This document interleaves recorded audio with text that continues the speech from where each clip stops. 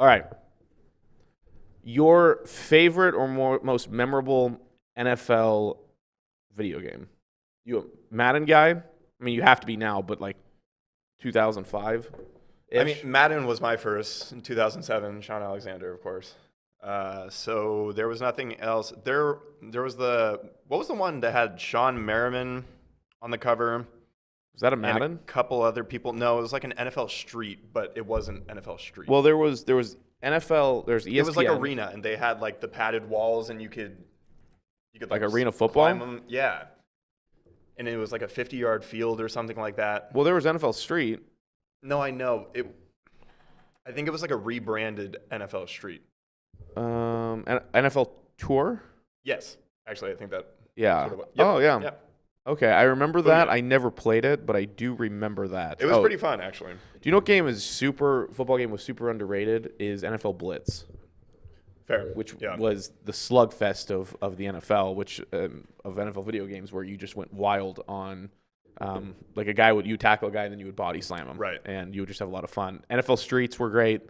That deserves a remake. So there's a huge contingency out there of people that claim that is it 2K5, 2005, 2K5 ESPN the football, one with Terrell Owens on it. Yeah, that's the best football game ever made. I could second that, mainly because there were so many additives that just aren't present in video games anymore. Like you could pick, made no sense. You could pick what sort of treatment you would give your player for an injury. So like if he had a broken arm, you could send him to like the jacuzzi.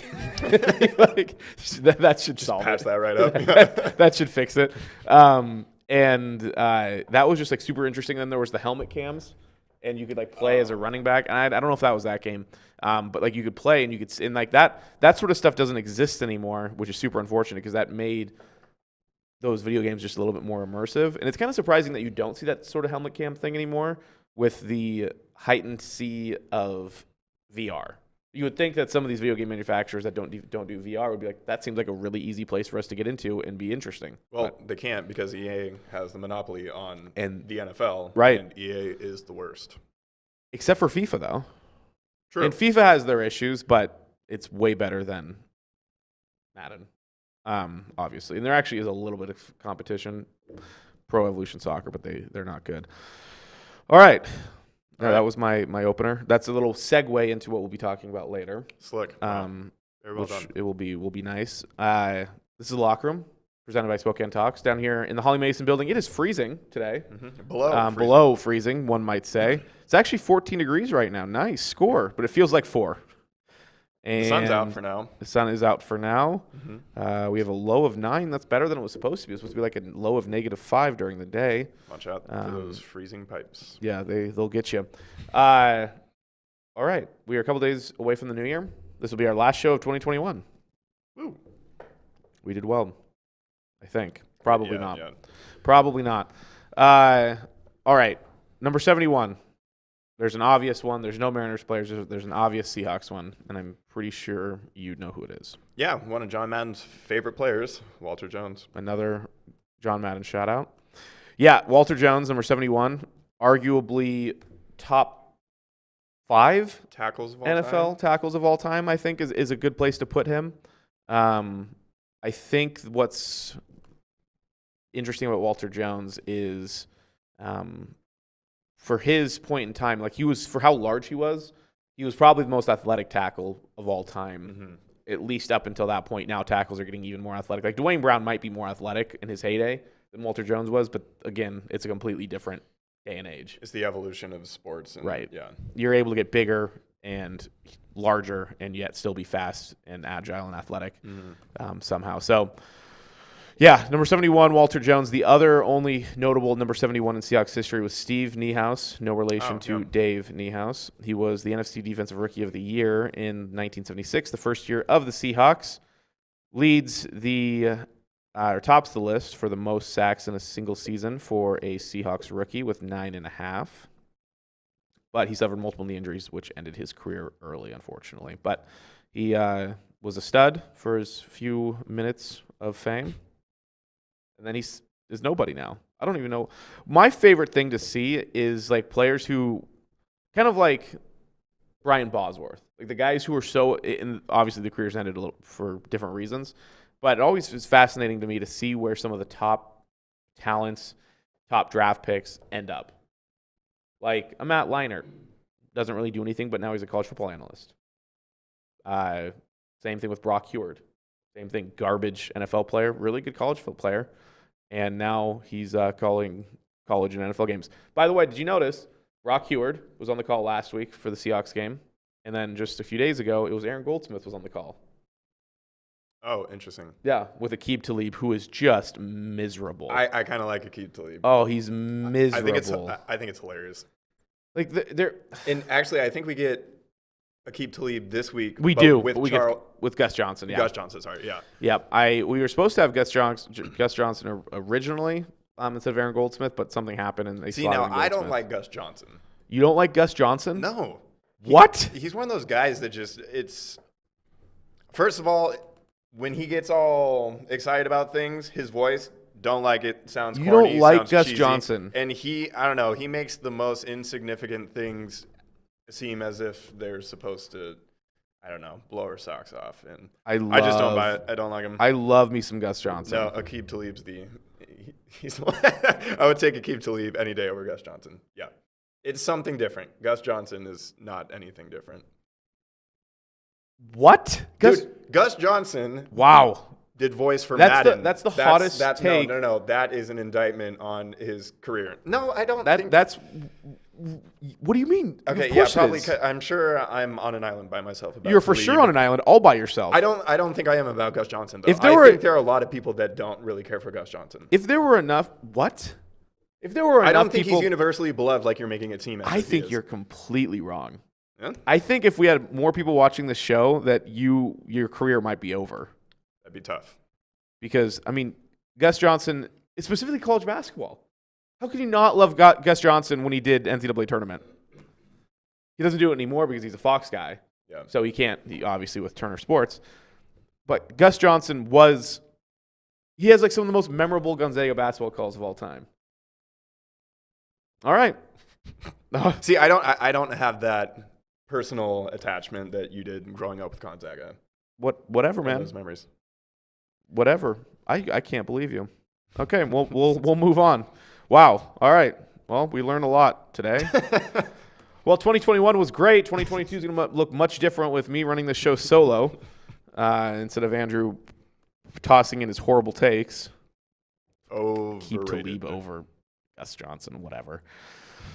All right. Go ahead and do your stupid ad read that I know I can do myself, so go ahead. That's what you're really good at. Okay, thanks for Gus Johnson would probably do it better. Appreciate you teaming me up for this. This show, in case y'all were wondering, sponsored by LuckyBird, Spokane-based e-commerce and digital marketing company dedicated to helping local companies scale in the online world of e-commerce and digital marketing. Visit luckybirdbrands.com to have a down-to-earth, no-pressure conversation about your digital marketing and e-commerce strategies. All right, about half an hour, 45 minutes ago, some breaking news in the world of Seattle sports. Kyle Seager officially retired. Crazy, considering that he was probably one of the top free agent bats on the market. It's just surprising. He's 34 years old, just turned 34. But he had over 100 RBIs last year? Yeah. 30-plus bombs. Still provided above-average defense at third. I think he's kind of the guy. I think for all of the kind of rumors and news that was swirling around how Kyle Seager and management got along, I think he was a Mariner through and through. And I think he really appreciated his time here. And I think the idea of retiring essentially as a Mariner and spending his entire career with one franchise really was appetizing to him. Which is nice because that's something, especially in 2021, that you rarely see from athletes. And you rarely see for Seattle. Yeah, that in particular. Like, yeah. I'll go make my living anywhere else. I mean, we couldn't even keep Matt Hasselbeck. Hey, what? Well, yes, that is true. And the nice thing about Hasselbeck is he kind of came back because right. In like he's obviously through and through Seattle now as well. Yeah. But and it always goes back to like when you're talking about like being a backup NFL quarterback. He was actually a starter after he left Seattle for a couple of years, but the amount of money backup quarterbacks make and you don't do anything. No, he had a sweet gig in Indy backing up Andrew Luck. Yeah. Yep. And molded him, and I guess couldn't keep him from retiring, but he was there. So yeah, really, really awesome to see. Probably one of my favorite Kyle Seager moments. I want to play here real quick. It's a little longer video than we usually play, but I think it's well worth the watch. There was audio on that, right, Sam? Did you? Sure. There should be. I don't know why there wouldn't be, but let's play it. If there's not audio, I'm going to go find it with audio. But let's go ahead and play that video through.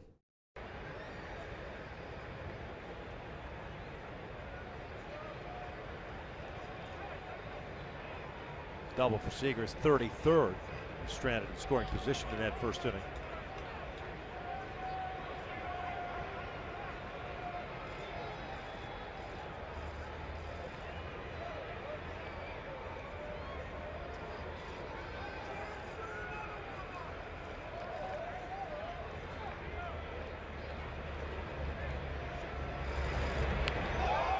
Now Seager gets hit by a pitch, and Weaver gets tossed.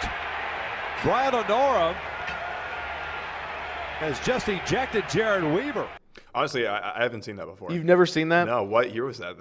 That 2012. That was that was a while back.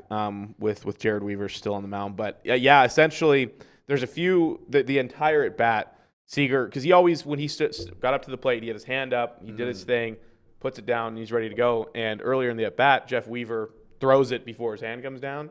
And obviously the umpire was on Kyle's side, and was like, I didn't give you the go ahead. Right. And then they start chirping back and forth, and then you got that sort of interaction. So that really obvious with his hand up and everything became a really famous GIF and was always used around Mariners Twitter and things like that. But really became kind of a I don't know, Kyle Seager, just because he was drafted after Dustin Ackley. They both were college teammates, and Ackley obviously got all of the headlines coming out of college, was one of, if not the highest rated prospect in the 2010s, which is so awesome. I love when that happens. Honestly, Baseball America at Dustin Ackley as its highest rated prospect of the 2000s coming out of college? They whiffed. That was a bad one. So. Mm-hmm. That was a bad one. So essentially, when they were watching Dustin Ackley, they saw Kyle Seager, ended up drafting him as well. In the third round. Yeah, third round of the 2009 MLB draft. Made his debut 2 years later and was just a rock at third base. An Iron Man, rarely missed any games, and just was a nice guy. He was a cool guy, an easy guy to root for. Yeah, a nice little thing about that as I was watching, I just think during that interaction, it's such a boss move, even though it's kind of like ingrained into baseball because of the equipment that you wear, but that he's just grabbing his nuts. Oh, yeah. He's leaning back. And Kyle Seager was adjusted his it. cup more than any other MLB player. I am pretty sure. It seemed like he spent more time than a lot of other players, yeah. Yeah, I'm sure Julie Seager, his wife, has a little more insight into that, but Kyle, she seems to be beloved by the Seattle community. She really is. She seems to be a big part of the Twitter and presence because he doesn't have any social media, so everything she posts. So she's the one who actually announced it. I just saw that. Yeah, my husband has some news to share with everybody, and essentially him retiring. So yeah, she was the one who kind of posted some of the strife between him and ownership. Right. But she was definitely one of those ladies who just was automatically absorbed. Kind of like Marshawn Lynch's mom, same kind of thing. Yeah. Was really easy, just kind of got slotted in. So my question, Kyle Seager ended his career, 251 batting average, 240 home runs, 807 RBIs, was a Gold Glove Award winner, an All-Star. Where does he rank on the list of top Mariners of all time? Based on whatever metric you want to use, if you want to say, who would you put number one, first and foremost, I guess? We'll also kind of gauge how you're measuring. Oh, that's tough. I mean, I don't know if I've ever done this exercise because of the way that the Mariners have existed in my life. I was really into them 2007 through 2010, and then I took a break and got back in 2014 and 15, and then took a break and got back in, honestly, this year. Griffey's got to be number one. Okay. I feel like Edgar's probably 2, maybe 1B, however you want to, if you want to split tiers. Richie Sexton? No. Big Richie Sexton guy. Felix has got to be in there. I feel like there's somebody. There is somebody else you're missing. You know, that guy from overseas. Oh, yeah. That one guy. Kenji Jojima. Yeah, Kenji Jojima. Muniori Kawasaki, actually. Yeah. I think he'd probably crack the top 10, probably back I end would of the say, top 10. I would say maybe, top 10 for sure. like I think maybe 8 through 10, somewhere in there. I think a combination of his longevity, his stats. He was never a world-breaking guy at the plate, but a guy who always was dangerous. Yeah. Who was a threat to hit the ball out of the ballpark every single time he came up. Just very impressive power. I would say, yeah, you would put the guys who would go above him. I think you put Randy Johnson above him as well. So you put Felix, Randy, Ichiro, Edgar, Ken Griffey. Those are 5. For sure go above him.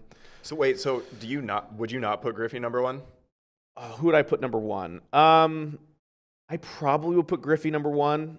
Edgar's right there, though, because of the fact that Edgar also stayed in Seattle his entire career and was such a weird story because he was such a garbage prospect until all of a sudden things clicked, until he got more blind and somehow became better. Well, I almost think the level of approval of him, not that it was low or anything, has almost even increased because of the fact that nobody's letting him into the Hall of Fame. And now everybody's like, still writing the Edgar train like, hey, what the hell are we doing? Right. It's pretty obvious here that this guy deserves to be in here. And it's almost like a second win for him in like the appreciation and the adoration that Seattle has for him. Forgot about Randy Johnson. Yeah, that poor bird. I think you could also put, just based off of his impact to Seattle baseball, I think A-Rod goes in the top 10. He was here for, I think, longer than people realize. He was here for that's true. 10 That years. always surprised me. Because he debuted as an 18-year-old. I think A-Rod's also in that top 10. I think Kyle's right there. Maybe Jamie Moyer, kind of in the back end of that 10 as well. Taijuan Walker? Right, yeah. James Paxton probably. Yeah. Jesus Montero. I would say Brett Boone is also up there. Jay Buhner's right in that same sort of range. But I would say Kyle Seager is an arguably top 10 player in Mariners history. And I think that's well deserved.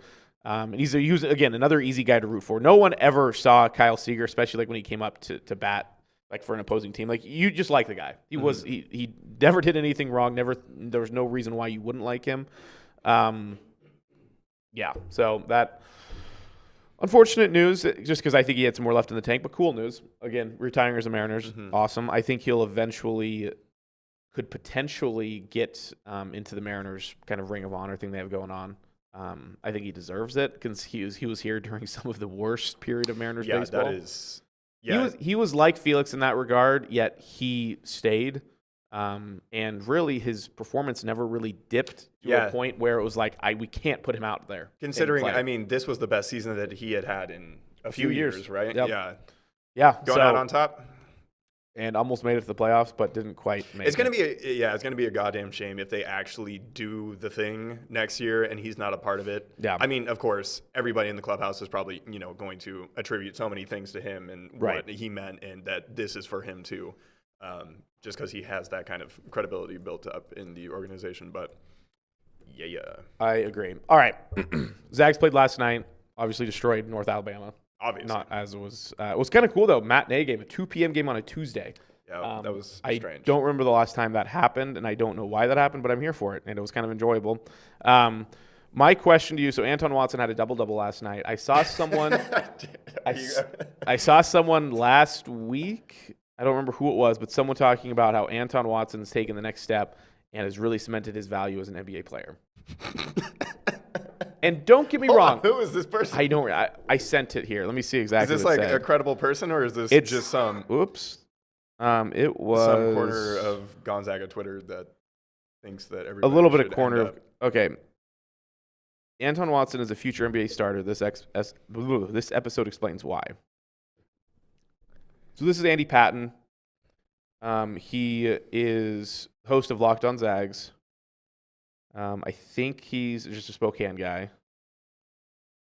Okay.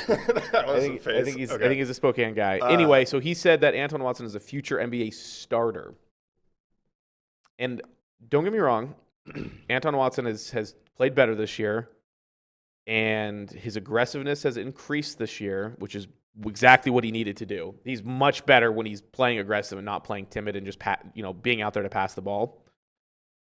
But NBA starter at this point, I don't think I could say that. Oh, you don't? I don't think so. Wow, real hot take, Justin. Yeah, real hot take. No, absolutely not. If he gets a 10-day, I mean, since we're going to be going through COVID for the next 10 years, if he does make it to the league somehow and he's swirling around the G League or some of the other affiliates and he's given out a 10-day, that might be the only way that he ever puts on an NBA jersey. But also, that's been a little fun wrinkle the last couple of weeks in the NBA. Just all these random people coming back, like Greg Monroe and Brandon Knight. Right. Yeah, just all these nobodies that get to put on a jersey again. And it's very interesting. Yeah, so let's see here. He's played in 13 games, averaging less minutes than he was last year, and he is averaging less points than last year. That's a good sign. Less blocks, more steals, more assists, more rebounds. He is shooting worse from the floor. I just don't see. He's making less shots per game. He's a career 6.3 points per game guy. He shoots 60% from the floor, which is fine. Free throws percentage is 62%. I mean, he's just not a guy who screams NBA. Now he really could. He has the athleticism, he has the length to do so. He has the body style to be one. But his issue is there's multiple issues. You say the athleticism piece with him all the time, and I could not disagree more. Okay, I just don't see it. I don't know what you're talking about. I know, and I get that because he doesn't flash it for whatever reason, but he has it. Like, he has that ability to be very athletic. Like, he was flying around dunking, and I know that's not like the peak of athleticism in this day and age. It's pretty cool. But as like a sophomore in high school, like he was, flushing it with authority at prep. I don't know. Maybe regardless of what he was doing in high school, maybe his body changed in a way that stripped him of some of the athleticism, because that does happen to athletes from time to time. I mean, that's usually not how things go. Typically, if you're a supreme athlete, once you reach your 20s, you're probably going to you're still kind of peaking a little bit. Right. Yeah. And sometimes it goes the other way. Sometimes guys' bodies just fill out in ways that you wouldn't project or predict, and it actually, it takes away some of the ability that they used to have. So that is comical, and thank you for bringing that to my attention. Yeah, I was kind of surprised by that. I still believe that he could become a contributor, but he has done nothing that has shown me that. For the team or in the NBA? In the NBA, again, because I think of his body style. But he's at this point, from what he's shown, it's not that. But I'm saying his potential could be that. I don't think his potential is ever an NBA starter. I don't think his potential is ever an NBA, first off the bench kind of guy. But he's a back. I think his potential is the back end of an NBA bench. I don't know if Ayayi can't make it. I don't see. Watson. We'll see what he does. Sniffing it. Watson is so much better when he's aggressive. And Gonzaga Twitter has been saying how aggressive he's been this year, and he has been, but he was doing the exact same last year, where he would be aggressive one game, not aggressive the next game, aggressive in the first half, not aggressive in the second half. And that's his biggest problem right now, is his consistency of being aggressive. Making sure there's nothing else big going on here. Nope. All right. That was pretty much all I want to talk about Zags-wise at the moment. Perfect. Because they, except for the fact you see a bunch of their games are getting canceled because of COVID. So that's awesome. I love that. The Omicron variant you better is really buckle dangerous. up, man. Yeah, I know. Super dangerous. Sam probably has it right now. Oh, I got tested. We're good. All right. Let's move into some NFL stuff here. So, as we alluded to earlier, we're going to talk about some John Madden. John Madden died yesterday at the age of 87, 85? 85. And one of the most impactful guys on the NFL of the last 50 years. If not sports in general. Yeah, from a head coach to a broadcaster. Sports in particular. To just a massive online video game. I mean, Madden, when it came out, was, completely redefined what a sports game was. Not so much anymore, but it did. And he's like he and Chris Berman are similar with how they make noises when things happen. Yeah. And that always makes it super exciting. Did you see John Anderson last night? I sat down with Chris Berman, and didn't. They had about 10 minutes. It was pretty solid. You could tell that Berman's aging, and he's not used to being in studio with another person. Because he was kind of cutting John off, and John's like trying to go to commercial. And Chris is still just like rambling on. It was kind of interesting to see, but it was a good conversation nonetheless, and it was nice to hear Berman get to talk about him. Which, yeah, because I'm sure there's definitely some little bit of kind of looking up to, even though Chris Berman's probably pretty old too, but not 85. And no, not 85. Not 85. So the most, I think he has the best winning percentage ever by a head coach, regular minimum season, 100 games. He has one NFL championship, went to multiple AFC championships. I think it was a lot. I think it was 1-5 or 1-6 in AFC championships, but Always the Raiders had bad were luck. always there. But also, I mean, the Dolphins and the Steelers of the 70s Were studs as well. insane. I mean, that decade was Loaded, absolutely loaded. So and it's he's not still as if they were underachieving by going to the Right. championship game every single year. just a little unfortunate. Yeah. And he still ended up getting one. But what's crazy is he was a nobody when he became a head coach. He was a linebackers coach for the Raiders after being, he was a high school coach a decade before that or something. He never played football. Yep. This guy never played football, which is super surprising. But then, linebackers coach for 2 seasons with the Raiders, and then Well, he went to Cal Poly and he ended up with the Eagles, but he had preseason Right. injuries, and so he never got to play it down. And then wanted to get involved back in the game somehow. and quickly got into coaching, which made sense. His personality and the way that he coaches his teams. Actually, I was watching a little bit of a kind of a documentary about him. Well, it's interesting. That's the other thing is that the Tom Rinaldi documentary dropped on Christmas Day, and here Right. just a couple days later he passes. Right, and they just had he and his wife just had their wedding anniversary too. Wow. 63rd or something. Wow. Pretty impressive. But Madden and you're probably going to hate this comparison, but what Madden said and what Pete Carroll says as well for his programs are awfully similar. Essentially, what Madden wanted, you be on time, you be yourself, and just play hard on Sunday. Yeah, And so much of what Carroll, literally, you can be whoever you want, and that's what guys always say all the time is. You want to be in Seattle, you're going to have a lot of fun because you can be who you want off the field. You can do what you want on the field as long as you play hard and just show up on time. It is disgusting that you say that, but I don't disagree. Right. The philosophies are similar. Yeah. And that's really, that's the extent of my comparison. But when I saw him say that, I'm like, that's literally exactly all the players too who are Madden guys were talking about what it was like to play under him. I was like, that sounds like everyone who ever played in Seattle. Yeah. Do you know why he retired from coaching? Do I know the reason? I don't think so. So he coached for 10 years, and he had an ulcer. I believe it was like the last season that he coached, and it was because of all the stress and all the anger, Right. that he would conjure up on the sidelines. Because that's another thing about Madden is like when he got pissed, he was pissed. Yeah, he was And aggressive. especially as a coach, obviously he didn't have as much reason to get angry about things when he was in the broadcast booth, unless somebody did something absolutely asinine on the football field, Right. and then he'd be like, okay, what are we doing? But yeah, so his temper was so bad, and he was so angry and stressed out all the time that it gave him an ulcer, and so he was just like, all right, Probably should transition out. back out here. Yeah, my favorite story that I remember hearing about in the middle of, like 2005-ish was the story about how he doesn't fly because he's claustrophobic. Yeah. So he would bus everywhere, Which is awesome. which is hilarious too. And he had 'cause his own bus called the Madden Cruiser. Right. And Yeah. it was like an honor and a privilege to ever get on that thing. Yeah. Steve Young said that the first thing that John Madden said to him when Steve Young stepped foot onto the bus was, you don't comb your hair with a pork chop, do you, Steve? Yeah. It's like, all right, where are you going to get that? Where are Yeah. you going to get that There- anywhere else? No, nowhere else. A Yeah. man of the meats. Like Big his meat guy. turducken breakdowns. Yeah, Thanksgiving, that was every awesome. Thanksgiving, yeah. A chicken inside of a duck inside of a turkey. Mm-hmm. Yeah, that was awesome. It's crazy because like you go back and you think about some of the calls, and I don't remember anything specifically, but like I remember Madden on the calls of some Seahawks games, and it was such a different experience. That Sunday Night Football broadcast with he and Al Michaels was really good. Really And good it was there for a couple of insane, years. like the free agency periods that he had, and how it wasn't just between two networks, like it was for Right. Tony Romo. It's everybody. It was every single network. Yeah, and he was and is the only guy to ever work for all 4 major networks. Yeah. Which is crazy.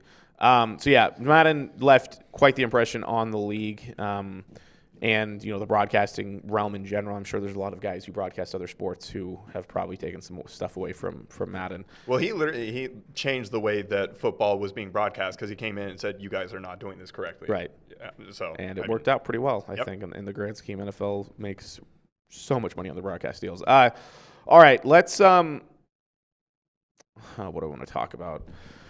Quickly here, I want you to tell me the best head coaching position available this offseason. So, assuming that these are going to be open, they may or may not be. Jaguars, Broncos, Vikings, Panthers, Raiders, Bears, Texans.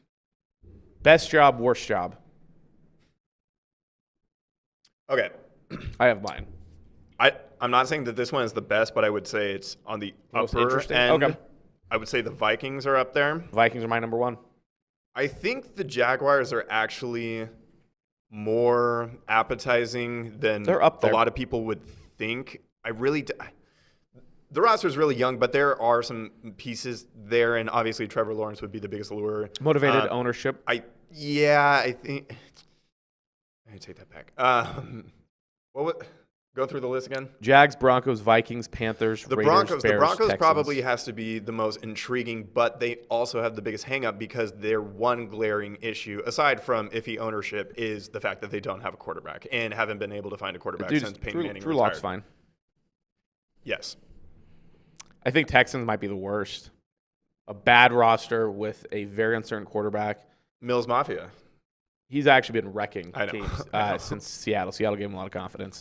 So obviously he was at Stanford, and my dad had to endure those Davis Mills days. If my dad knew that Davis Yeah. Mills was lighting it up in the NFL, he wouldn't believe me. That is right. He would not believe me. He was is- injured all the time, and Anyway, so that's been an interesting development. You see Also, it if they fired David Culley after 1 year, especially considering the fact that he's won 4 games, with that, that's pretty messed up. Trash 'Cause then can of a it's team. obviously like, okay, we just brought you in as a stopgap, and you're a nonsensical. Like, no one actually respects you. you see that stat Notre Dame about Notre Yep. Dame quarterbacks. How many games in a row have they lost? I think it was like 23 or 26. It was a lot. Yeah. Let's see. So they haven't won a game since 2012 because Ian Book, Saints quarterback, was a Notre Dame quarterback, and he looked horrible. And I think the last one to win was Brady Quinn. That would be my guess. Brady Quinn was Started lost. with Brady Quinn, who lost the last 4 starts of his career with the Chiefs in 2012. Oh, that's right. Forgot about that. Then Jimmy Clausen, who lost the last 4 starts of his career. Lofa Tutupu picked him. Deshaun Kaiser lost 15 starts for the Browns. And then Books. So, 24 consecutive starts. The longest such drought since 1950. Ouch. That's a great betting statistic. That is, yeah. If you ever find yourself betting on a game in which a Notre Dame quarterback is starting, yeah. My buddy he was down 4 points to a team with Tua on Monday night, and he had Kamara, so he needed to outscore Tua by 4. Okay, dude. It didn't work. Have you ever seen someone so disinterested on He just doesn't. being on the field as Kamara was in that game? Yeah, he just doesn't care. Play was over. He was 3 yards behind the line of scrimmage. Ian Book's like, oh, it's 3rd and 7. Let's dump it off to you. Let's dump it just off gets to you. nailed. Destroyed. Yeah. Yeah, that wasn't good. That was tough. I didn't lose. I'm not going to take last place in my fantasy football league, so that's cool. Good job. Buddy AJ is one who went to Seattle and watched the Bears beat the Seahawks. He took last. So I think I'm going to win the winner's consolation bracket. oh, nice. So, like, third? I lost in the winners So you in the got- first you're round. gonna get third or No, it'll probably be. fifth. Yeah, it's 5th. Dude, congrats, man. Thanks. I have potential. I have a chance to go to be fifth. Nice. If I beat Geiger this weekend, we'll see what happens. I made some waiver wire moves As one does. just to make sure. All right. By the way, I heard a funny fantasy football name. I was playing Rocket League, and the team's name was 2 Girls, 1 Cup, as in Cooper Cup. Yeah. You get it? Yeah, I understand. Okay, I my just bad. think- My bad. Let's move on. So If there was an Seahawks, association we're moving between it on. Tua We're and moving it Cup, on. We're that's moving it on. when We it would are hit. moving on. Whatever. I thought that was much better than. No, it's solid. I'm just saying, if there were a Tua Cup tie. Okay. So a lot of people said that the Bears upset the Seahawks. I think that's a bit of a stretch. I don't know. They had Nick Foles and Matt Nagy.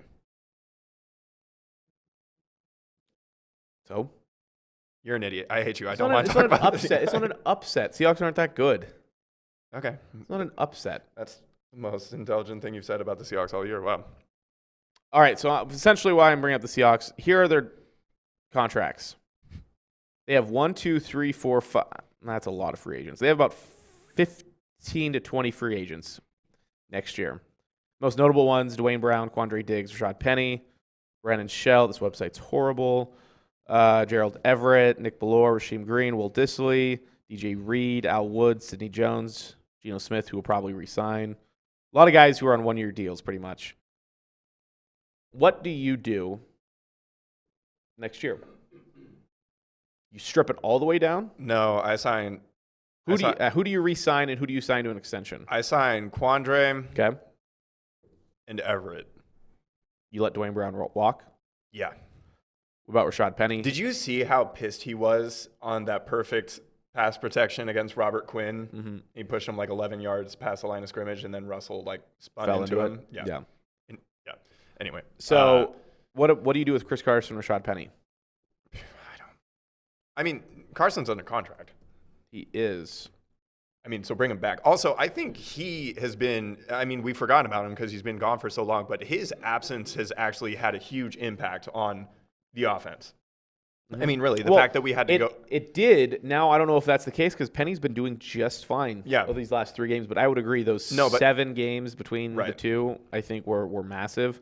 Alex Collins was fine. He's not a starter, but he's fine, but not for what this offense needs to do. Do you let's see here, who else? Do you re-sign DJ Reed?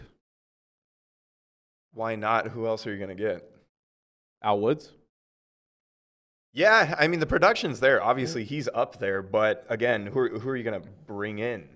Right. I mean, the thing, we're not a destination. I mean, we've never been a huge player in free agency, even when we were. We always found the guys the Cliff Avrils, yeah, Michael Bennett's, who ended up becoming decent contributors. I know, but even those guys were traded for. They weren't, we didn't get them in free agency. Is Poona Ford? Oh, that's 2023. I was going to say, he's not a free agent. Do you re-sign or not re-sign? Do you restructure, and does he restructure Bobby Wagner's contract? If I were Bobby, I would not engage in restructuring. Boy. It's tough because you would think, maybe not for him, but like for Russ, like there's a reason why Brady does so well. I think we've talked about this on the show, and people have talked about this a lot throughout Brady's career. He's not paid that well. No. He was, and he has been. He's made a ton of money. It doesn't matter. I mean, it helps that Giselle makes tens of millions of dollars a year as well. But the quarterback contracts really hamstring teams to make big-time plays in free agency, in even trades, if they can even take on some people's contracts. It just seems and like... you deal with it when your quarterback's a top 5 quarterback, but we have a bottom 3rd quarterback, and we have had for the past season and a half. Okay, so let's move on to that discussion. So has still top 5? I think when the offense isn't broken and he's healthy, one, I don't think he's healthy, and 2, I don't think this offense knows what it's doing. Because look at it.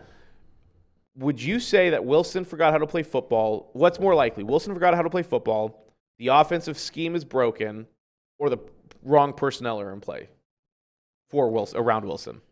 What's more likely? I think they're all plausible. Did you hear Joe Fan's theory? I don't think so. On Brock and Salk. So I think this is where I fall down on the Wilson thing. I think that because of the fact that he has gotten older and he is significantly slower, less elusive, he almost never opts to run and pick up any sort of yardage, even when there's nothing there. It was only like his 3rd game in the history of his career that he didn't have a rushing attempt 2 weeks ago. Yeah, and even though just because he's had rushing attempts, watching him for almost a decade now, there's been a decline. And I think defenses have a lot easier of a time calling their plays and defending the Seahawks because they know that Russell's not going to run and he's not that threat. The way he burst onto the scene, especially just in the first 2 years before they really stripped it from the offense, was because he was so lethal as a zone read guy. He and Marshawn. I think he's declining, dude. I really do. Well, he's maybe a little bit of a decline, but I don't know if I would say that. I think we've learned that he's not the pocket passer that he wants people to think that he is. That might be true. And you take away the element of scrambling, running, and also he takes sacks. Oh my God. The sacks that he takes, at this stage in his career are so maddening and are so infuriating. And the fact that he had the gall last offseason to throw the offensive line under the bus, which, he could have done that in 2016, 2017. Yeah, he would have been well with his right to do that. But I don't know, just the way that he doesn't throw the ball away, and he just takes us out of any sort of chance of converting on anything. No, I'm good to see him go. I really am. I know it's going to be awful, and we're going to have years. I don't think it'll happen though. I don't know. Not with what Carroll said about he talked with Jody Allen, and they're kind of on the same page. Okay, so you're just gonna believe Pete, just wholeheartedly. You're not gonna have 1 ounce of skepticism. I don't think so. Might be, really. No, I don't think so at all because of the fact of his contract situation, Schneider's contract situation, Wilson's contract situation. If you cut one, I think you bring it all down. You have to. Carroll's not going to rebuild. Wilson isn't. For the amount of heartache and issues that it seems like Carroll and Wilson might have, I think those are overblown, and I don't think Wilson would want to be here if Carroll's not here. I really don't think so. I think Wilson might not want to be here in general, let alone if Carroll wasn't here. And Schneider and Carroll are essentially two peas in a pod. They've been here since the beginning, within 2 months of each other. Okay, so I agree with you. I think Russell does not want to be here, period, and Carroll doesn't really play a part in that. If Carroll's here, he doesn't want to be here. If Carroll's not here, he's not still going to want to be here. I do agree with that. So you look at what Wilson did. This is why it's confusing. You look at what Wilson did this year in the first 5 weeks before he was hurt. Seattle wasn't winning a lot of games, but that was on, I think most people, God, these websites are horrible. I think most people would put on the defense than the offense at the beginning of the year. Wilson had thrown before the Rams game, or to cut that one out because he only played half the game. Wilson threw 9 touchdowns and no interceptions through 4 weeks. His passer rating was probably about 130, and he had thrown for 3, 6, 9. He'd thrown for over 1,000 yards in 4 games and 9 touchdowns, no interceptions. He hurt his finger. Now we can see what happened. Last year, same kind of thing. He started off the year absolutely blistering hot. Not as hot as this year, though. I think he started this season off a little bit. Actually, they're probably about equal. I don't think so. He was on that's right. He had 5 pace touchdowns yeah. in back-to-back games. Last year, he threw in the first. Let's stop the Arizona game here. He had thrown 3 interceptions and 9, 14, 16, 19 touchdowns and 3 interceptions through 5 weeks. And then we know what happened. Offense kind of died. He had a couple good games sprinkled in here and there. So you're telling me, so what's happening? Obviously, the injury was huge this year. I think most people can agree because he came back and his accuracy was nowhere close. A guy doesn't go from being a 70% career passer to a 43% passer overnight unless something drastic happens like a broken finger with torn ligaments. Last season was a super anomaly. I don't know if anyone could really explain what happened last year. They always said it was the play calling, the scheme, whatever you want to say. So I just don't buy the idea that Wilson is declining to the point that it puts him as a bottom 3rd quarterback. Well, the last 20 games would suggest exactly that. But it's not, though, because the first 5 weeks of this year, he was on a blistering pace as well. Yeah, but you can't – I mean, the stuff that happens within the first month of a season, I understand it is part of the season, and as a collective, you look at it and you take it into account. But it's such a different time of year. It's not until – essentially the end of October until things really start solidifying and you understand who is who. And so I just don't put as much stock in the way that teams come out of the gates. But like last season, Schottenheimer's second year, everybody knew what Seattle was running. This year, a little bit of question marks just because with the new play caller. But essentially the ground philosophy was the exact same. The foundation philosophy of the Seattle Seahawks offense was exactly the same as it has been since Pete Carroll has been there. I think there's more to the story than just Wilson's forgetting how to play football. Yes, I wouldn't disagree with that. However, I don't think his contribution to this debacle can be overstated. I think he is a huge culprit, and I don't understand people that are trying to let him off the hook. I'm letting him off And the I think hook. he's lucky that he got injured this year, frankly, because now he has that out. See, I don't know. I don't know if that's Dude, true. his decision making is not what I think because he's pressing. I think there's a lot of mental things that are going on with him at the moment, for whatever reason as well. I mean, you could argue that he actually did a disservice to the team by coming back as early as he did, Oh, for sure. which is a part of his belief that he is like On the a different self-ordained, planet. like Right. the best thing to ever happen, which he's not. Right. He's great. He was agree. great, but he thinks. I mean, he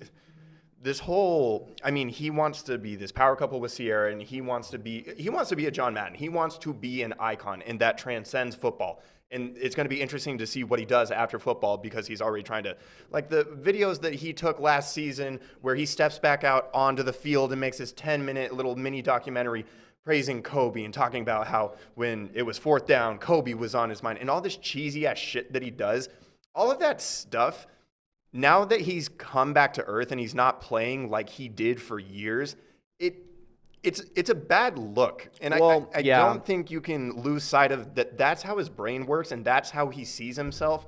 And it's kind of becoming an Achilles heel for him and did this season because he thinks that his body is miraculous enough to come back weeks earlier than a doctor recommended from. He was cleared, though. The medical staff did clear him, to be fair.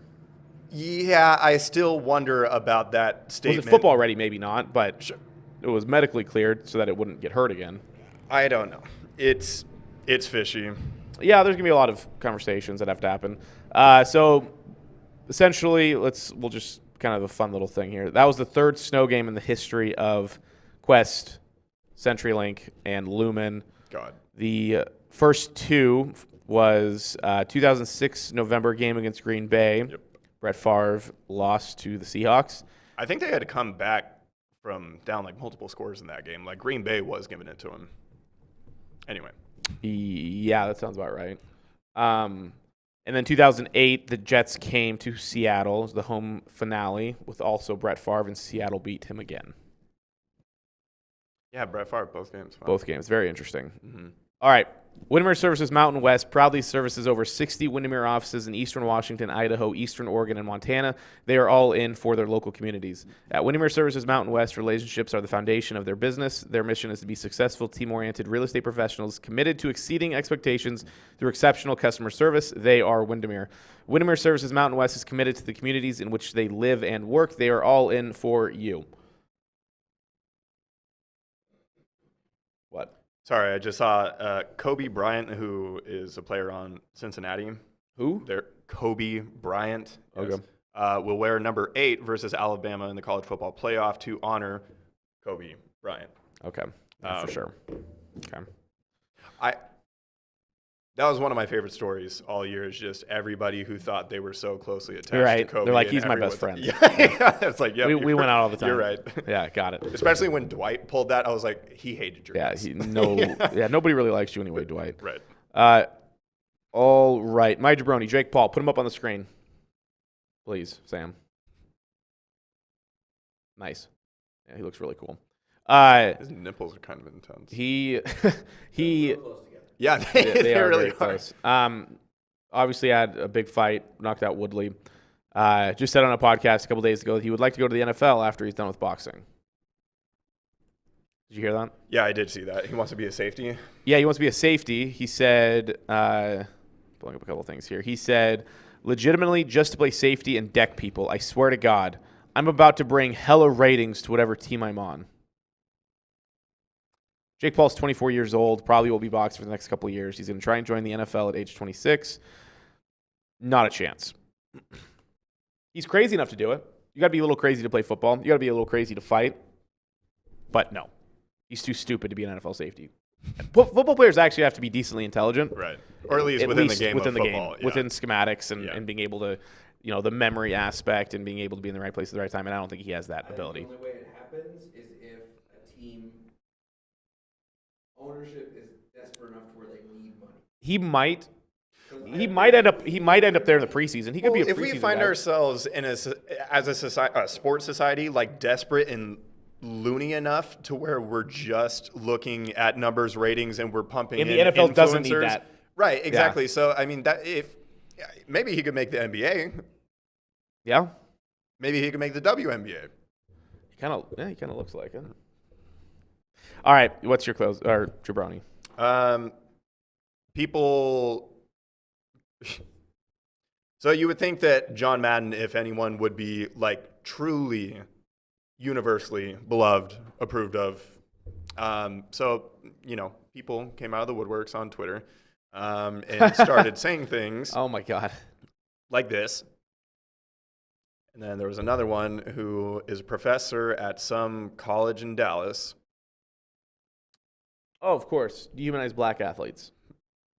Establish a plantation cosplay that has grown worse in the era of fantasy football. It's just like these sorts of people, the fact that they're so deranged and delusional to think that they are the I did not solution see to that. society's problems and that they're highlighting things.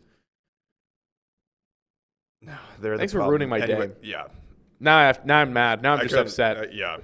I couldn't let it go. I can't let. Yeah. Nah. They didn't have check marks though. That's true. For once. Yeah. Yeah, those people are big jabronis. All right, this day in sports history, December 29th, 1934. The first collegiate basketball doubleheader is played at Madison Square Garden. New York University beat Notre Dame 25-18. And Westminster edged St. John 37-34.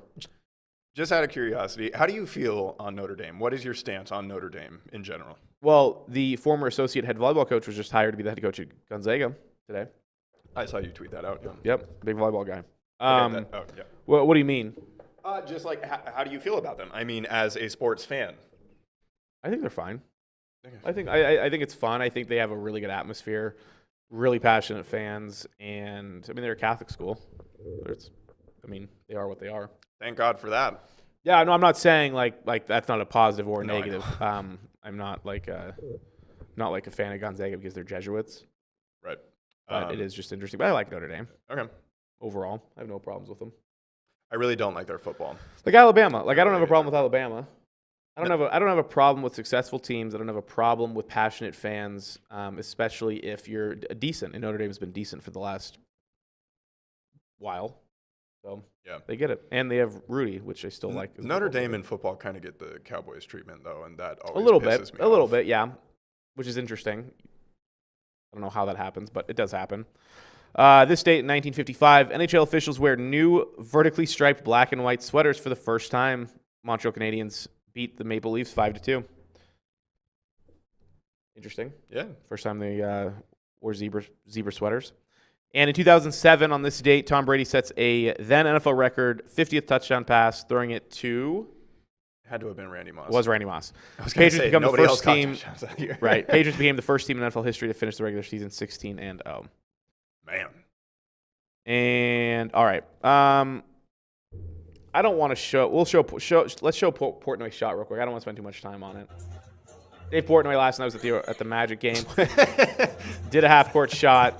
Two of them actually. There was number one, and here is number two. He's trying to get the crowd jacked up.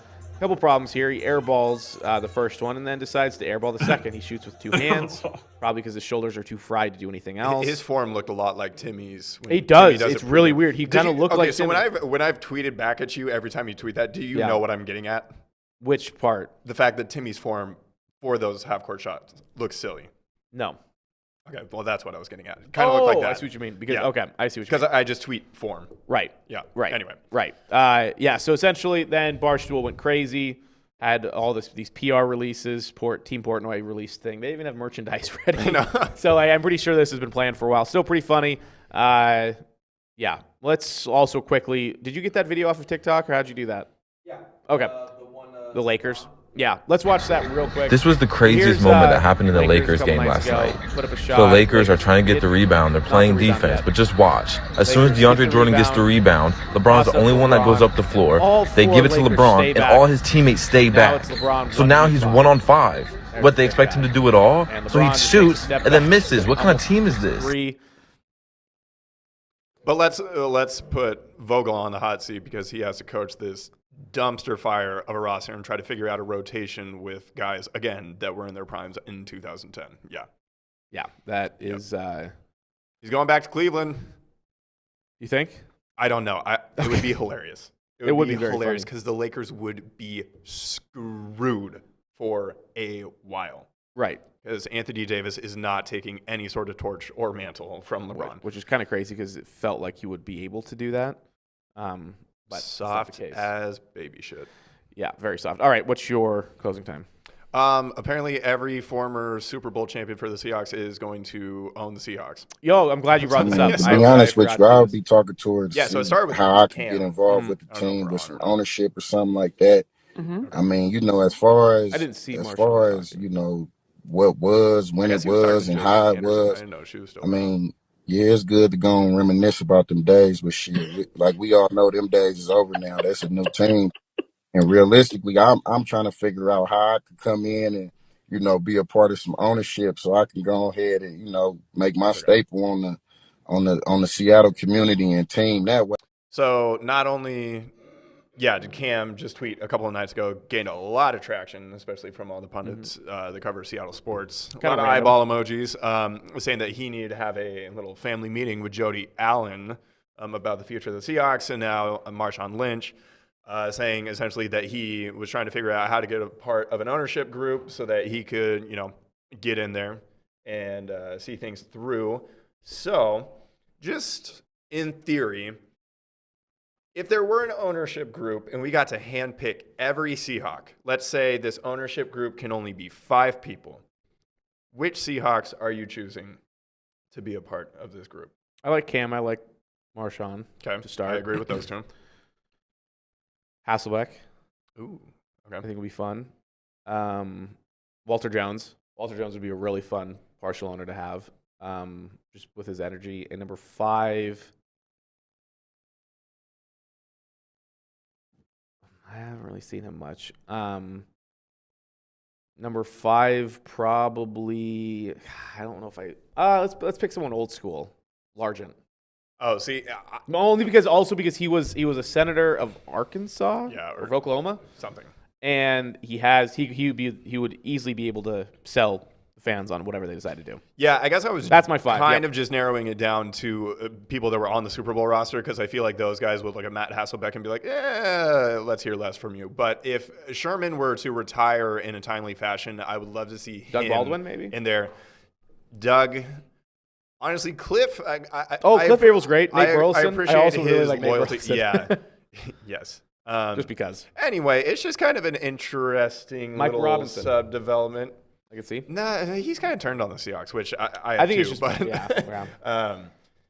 yeah. It is fun. I don't know if it'll happen. It's not. Oh, it probably won't happen. I would put money on it not happening. The Allens don't need the money. It's not fun. Might not be fun for her. And the Blazers suck, so she took over after her brother died. Yeah. And both franchises are horrible now. Yeah, that's unfortunate. tough. Very unfortunate. But all right, well, that is an interesting development. I'll be curious to see exactly how that gets responded with, because it was just out of the blue. Yeah. And I don't know, and it doesn't really mean. I mean, Cam could mean anything. I don't know if it meant ownership group. Cam's timing of it was interesting too, because it wasn't directly after the game. It wasn't the day after the game. It was like 2 days after the game. Yeah. And I don't know. It just seemed kind of peculiar, because if you were to have some sort of knee-jerk reaction to watching a bad loss, which that was, you would think that's the kind of thing that you would tweet. But right. I don't know. Yeah. To have some time to think reflect. about it. Mm-hmm. Right. I agree. So save our Seahawks. Yep. We'll see what happens. All right. Happy New Year. We'll see you in 2022. Next year, as people would say. Mm-hmm. Have a safe New Year. Have fun. And enjoy the sports while we have them until COVID takes them away again. Yeah. Yeah, honestly. See you later.